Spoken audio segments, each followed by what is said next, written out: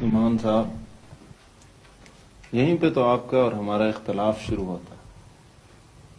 آپ کے خیال میں زندگی صرف 50 یا 60 سال، ہمارے خیال میں ایسا نہیں ہے۔ اگر آپ کو پتا ہو کہ اس گھر نے کل گر جانا، تو کیا آپ اپنے بیٹے کو اکیلا اس گھر میں چھوڑ دیں گے؟ جس گھر کی دیواروں کو آپ لوگ کھوکھلا کر رہے ہیں، اس میں ہمارے بعد آپ کی اور ہماری نسلوں نے اکٹھے رہنا۔ آپ کو تو شاید اپنی نسل کی فکر نہ ہو، لیکن ہمیں ہے، اور اسی لیے ہم مجبور ہیں کہ آج ہی آپ کو روک دیں۔